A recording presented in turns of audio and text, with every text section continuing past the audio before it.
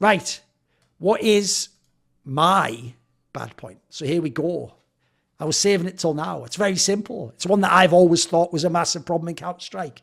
Pros just unable to handle criticism. And I will say criticism, by the way. If someone says something like, oh, I hate this. Let's say a professional say, like, I hate this pro and I hope he fucking dies. That's totally unacceptable. You've really crossed the line there. That's beyond the pale. That actually would be very unprofessional. I even think you probably should be sanctioned by any tournaments that the player might attend. But here's the issue. It's like, as far as I can tell, pros are still on that fucking Reddit level analysis that goes like this. But you aren't in the team, therefore you can't infer anything. It's like, well, I definitely can't. Now, listen, I might not be accurate. We might disagree. You might even think other things than me. But the notion we can't infer anything is absolute insanity. I mean, essentially, you do realize, guys, this is why at least Simple's fucking consistent, mate. He's essentially arguing the whole role shouldn't exist. Like, in Simple's world, it should just be like a Go TV feed of his POV. Don't even bother switching to his teammates, and then no one talking because no one knows what's going on inside his brain. Because like I said on Twitter, the dumbest part about this is they play that game of push and pull, Maui, where they go like this. You go like, well, I mean, in that game, I thought the T side, the pacing was a little bit off, and the way they tried to attack short, not really my style. And then they go, but you don't know exactly why we couldn't attack short. And you go, oh, okay, well, I mean, you're right, I had to just guess. So can you tell me why? It's a secret, and I won't tell my teammates. Well, then go fuck yourself. You know what? Go fuck yourself. Because one last thing I'm going to say on this topic, I want to leave this fairly wide open for other people. I won't make it all Thorin's thoughts. The one last thing I want to say is this. I'll tell you one thing, is I don't think I could be a pro player. I don't think I know what the IGLs are thinking at all times in the game. But I'll tell you one thing I know 100% from my perspective. People like Simple would never be an analyst like me or Maui. They couldn't do it. They don't even know what we're doing. They still think, like fans, that we're sat there saying all of our most in-depth thoughts about the game and trying to educate people. They don't understand it's fucking entertainment.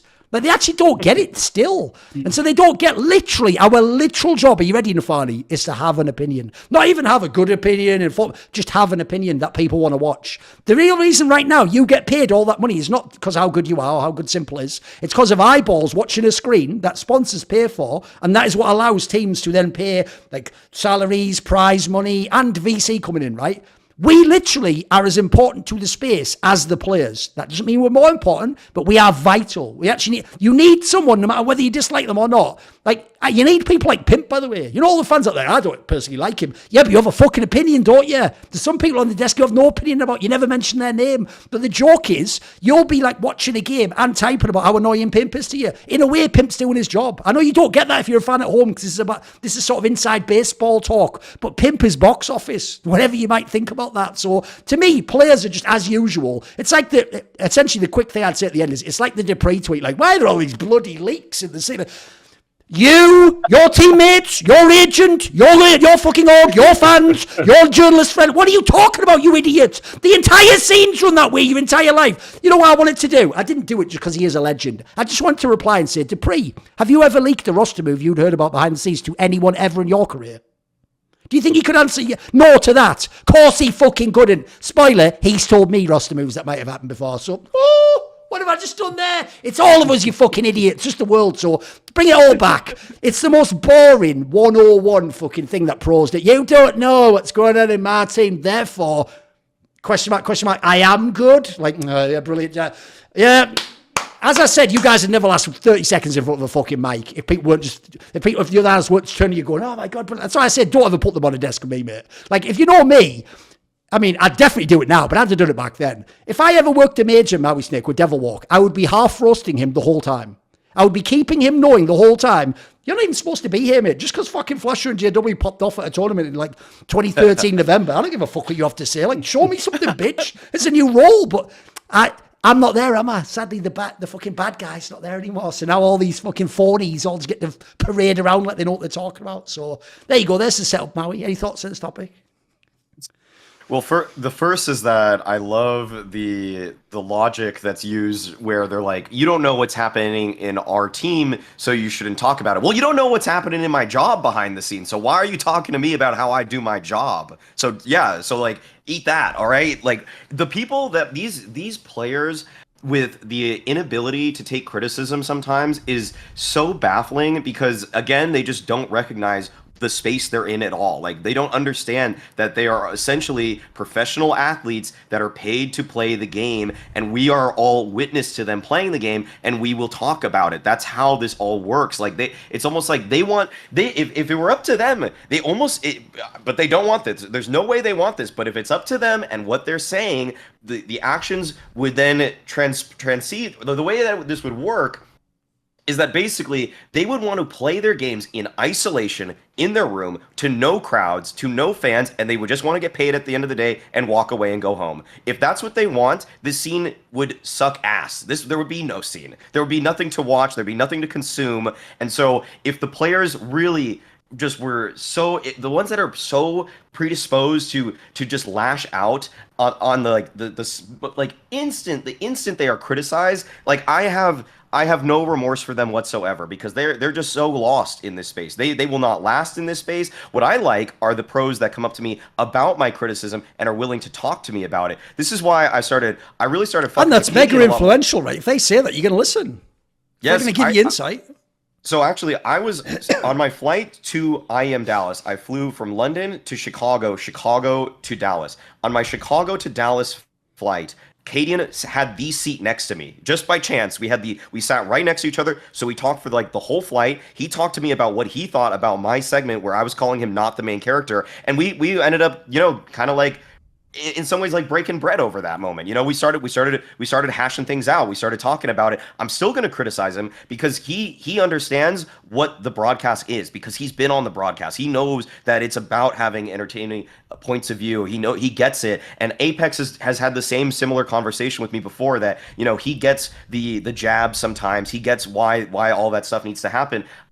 I love those players. I love talking to those players. I don't fuck with at all the players that are just gonna be like, why critique me? You don't know what's happening in team.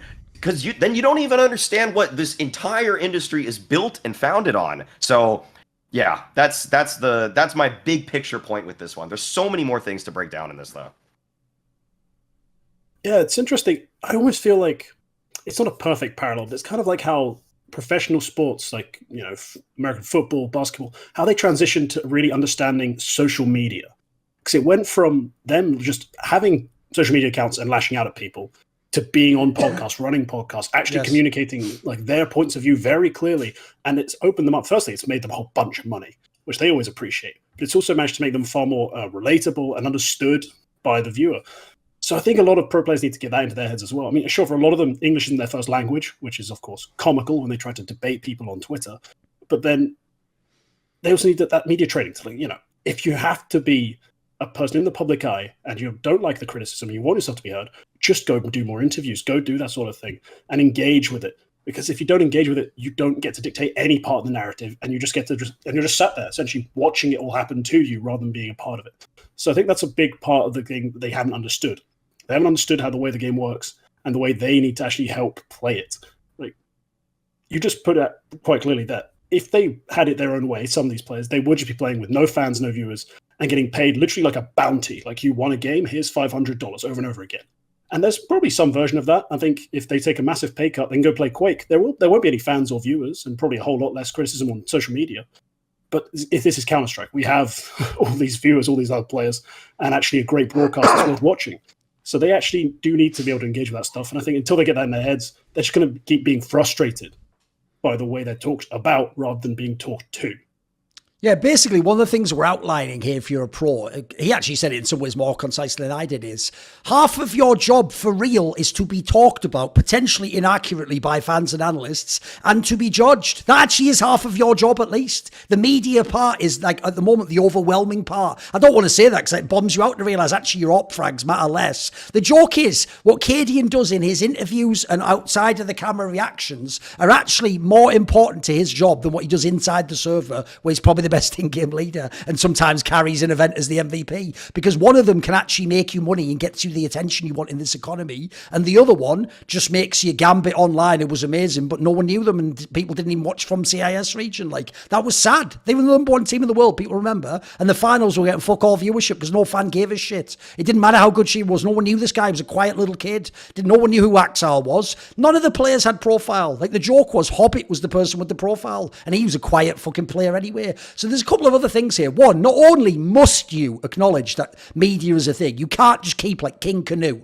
going into the sea, like, turn back tide. Don't you know I've won a major? Turn back tide. Like, that's just reality. Like, you just have to accept media is. But I'd say more than him accept it, along King T's lines, embrace it, you idiot. Like, the dumbest thing is this. Simple has literally done this to me and Maui. You do know if Simple or Fallen or any of those people with like 1 million Twitter followers flames me and Maui, they instantly win. They don't even have to say anything. Like, I was actually making points about like Fallen.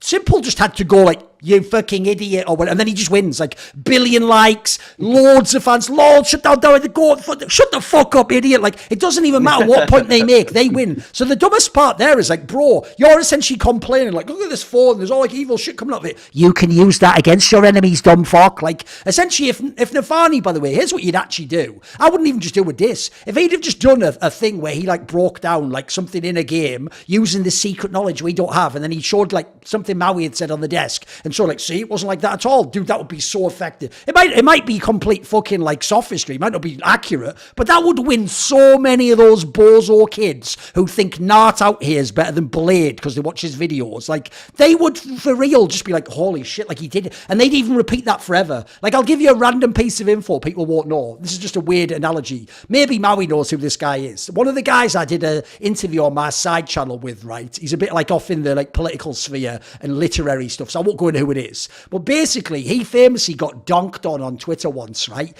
Where a guy, it looked like, trapped him like classic Richard Lewis style and wrecked him. Where what happened was this guy, he was talking about how he'd read all these books about, I think it was about Rudolf Steiner, the occult like thinker and like scientist of the early 20th century. He was talking about how he'd read all the books. And then someone said something like, oh, have you read that one that he wrote about theosophy? And then he was like, yeah, of course. And then the guy goes, you didn't because it doesn't exist and I just made it up. But you know what's mental? That was then saved as a screenshot. And I have seen that posted hundreds of times, unquestioningly, by plebs. And what they do is they post it, and it's proof, Maui, that the guy I'm talking about knows nothing. In fact, he's a liar and a poser. Do you want to know the craziest detail? If you even just Google now, Rudolf Steiner, theosophy, it might have been Rudolf Steiner, it might have been someone else, whoever it was, they literally had actually written a book. It's just the whole book wasn't about theosophy. It was about like world religions, and one of the chapters was about theosophy. So essentially, the donk is totally 100%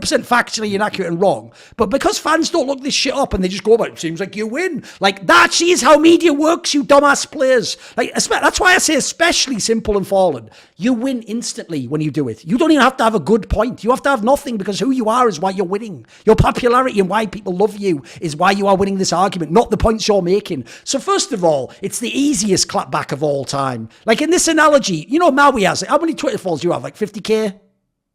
18k, right? Maui has 18k, right? Nafani's not exactly the biggest Twitter guy. You're like fucking one of those things on Attack on Titan compared to him. You're like a giant you can just fucking eat him at any moment you want. The worst he can do, by the way, is talk shit about you on a desk. And if he's actually professional, he won't ever do that in an unfair way. He'll still have to actually, like I do, just swallow it and still say Simple's the GOAT no matter what he said about you. That's the difference between our roles, you know. You as a player can actually even be a dickhead and just say Maui's shit. He can't even do anything about that. That's not part of your job. So I think it's already dumb. And then lastly, I'll just say this.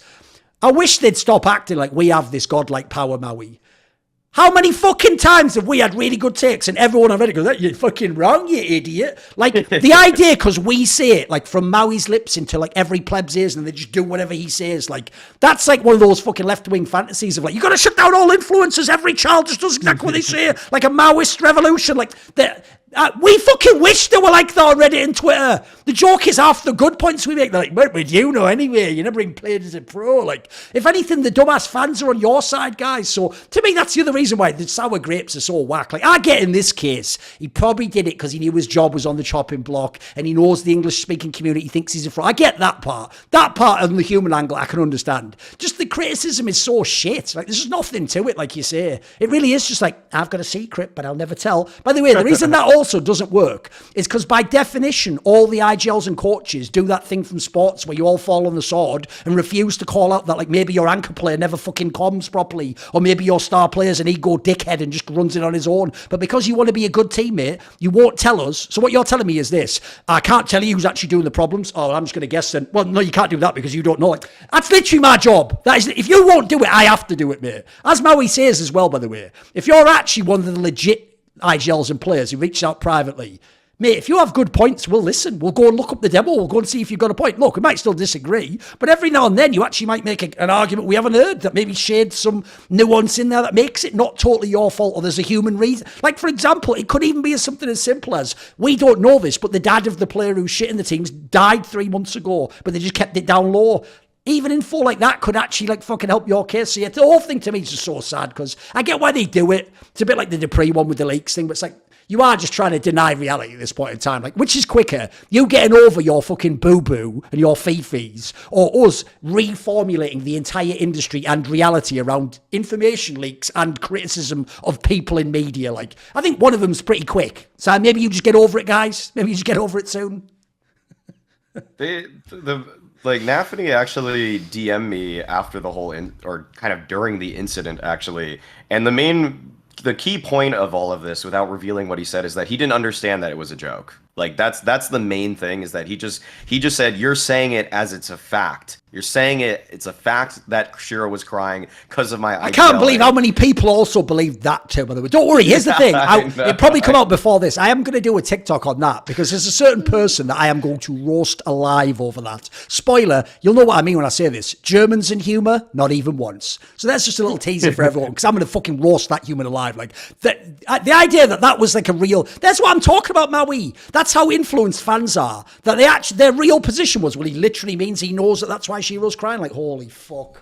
Did you have breakfast this morning? What are you talking about? Like, how is that the like foundational thing we're all agreeing on? The consensus is Maui was actually like, you know what? It's been months, but I think the real reason Shiro was crying. Like, what even is that premise at all? I'm just divulging this information today. It's like, you know what's sad? One of the reasons I actually brought back that little beak face, because someone made a point to me. There was an analyst who told me, I'm not joking, I actually think because you don't do that face anymore, people don't know when you're joking.